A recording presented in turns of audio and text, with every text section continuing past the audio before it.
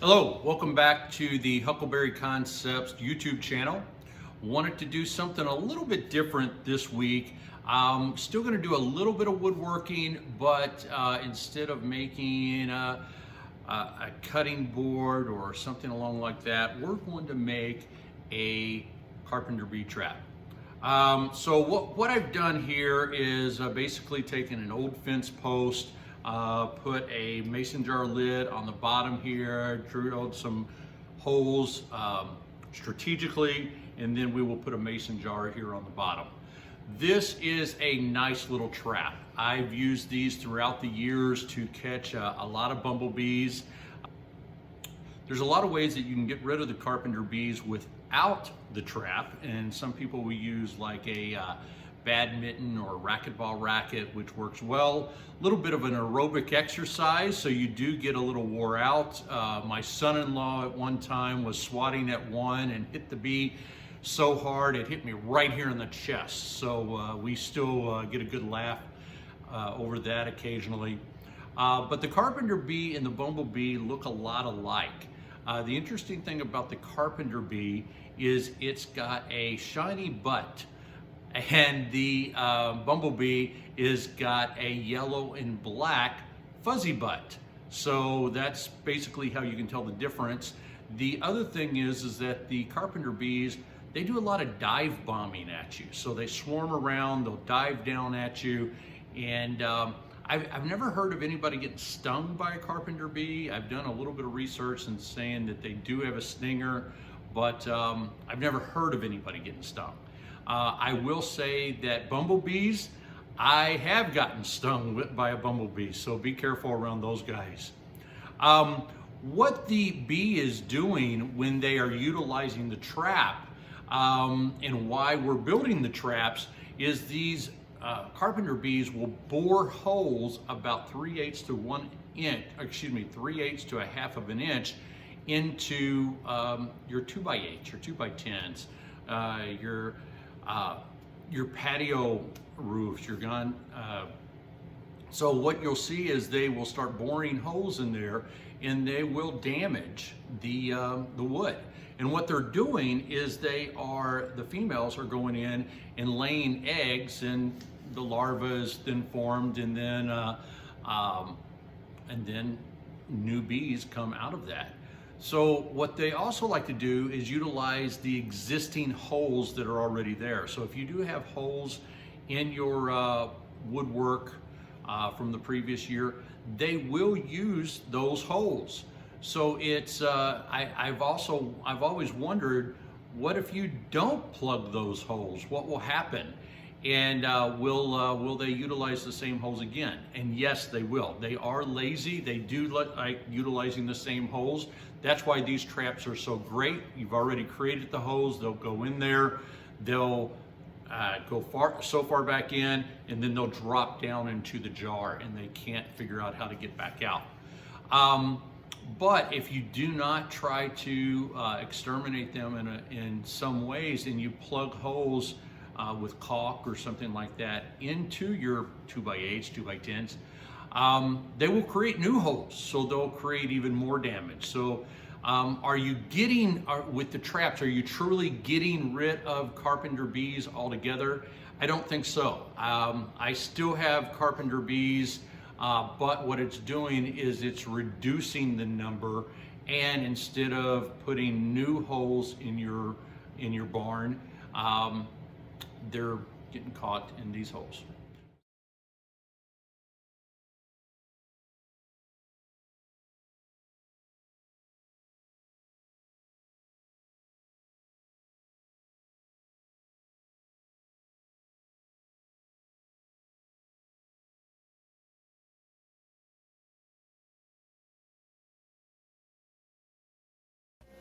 The first thing I'm doing is taking an old 4x4 fence post. It's treated lumber, and I'm cutting it into approximately 7-inch lengths.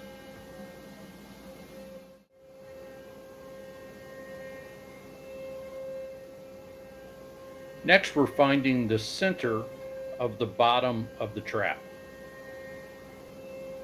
With a straight edge and a pencil, draw a line from one corner to the opposite corner, and then do the same thing with the other corners. Where the two lines cross will be your center. It's hard to see in this video, but trust me, it's there.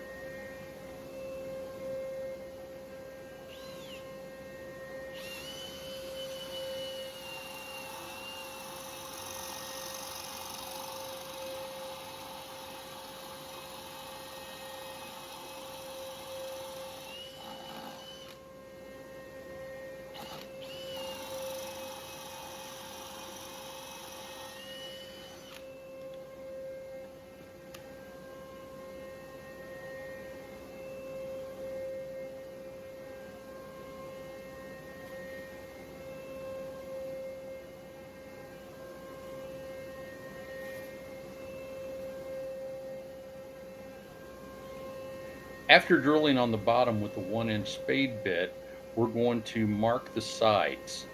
Each will be 1 inch from the bottom and approximately halfway across left to right.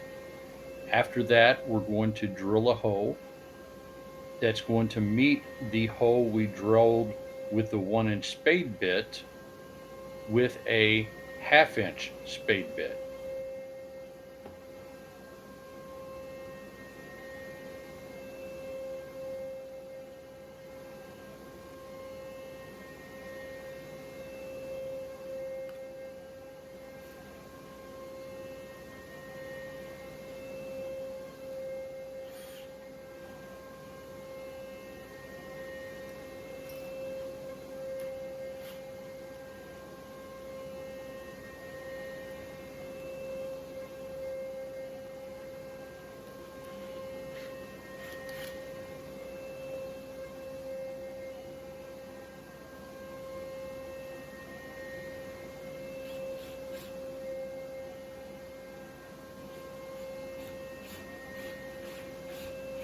When drilling with the 1/2-inch spade bit, we're going to put the drill at approximately a 45-degree angle.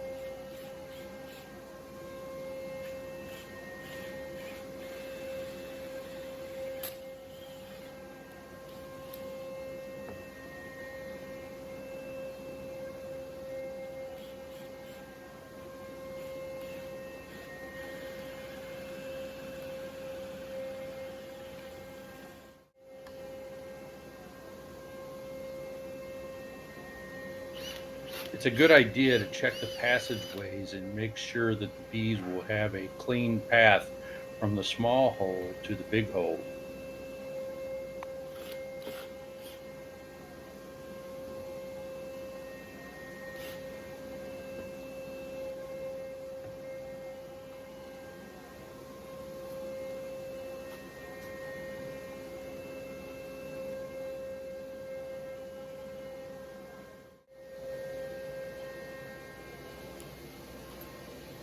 Off screen, I tapered the top of the trap, just for looks.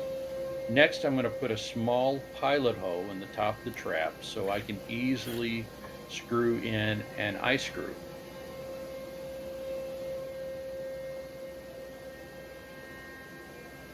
As we did on the bottom, we're going to do the same thing on the top, finding the center by drawing a straight line from opposite corners to opposite corners.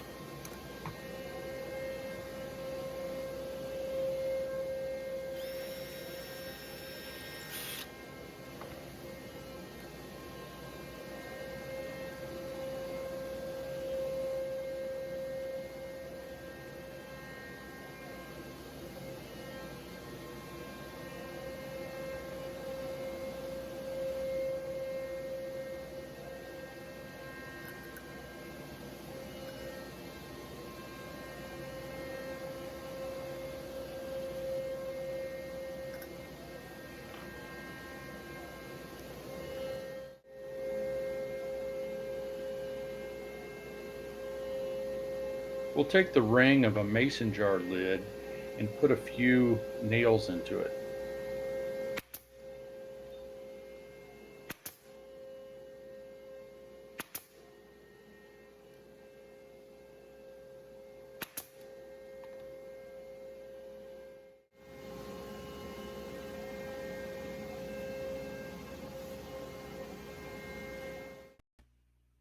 This project is a really quick build. It probably took more time editing the video than it did to actually make the trap.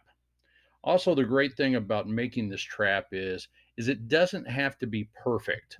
I was finding centers and measuring. You don't have to have exact measurements on this project. You're mimicking nature. You're mimicking a dead tree. This is also a great little project for your kids or grandkids to get them out in the shop and hanging out with you. So I hope you enjoyed this video. If you did, I would appreciate if you like the video. And then also, if you want to subscribe, we will have some new woodworking videos coming online very soon.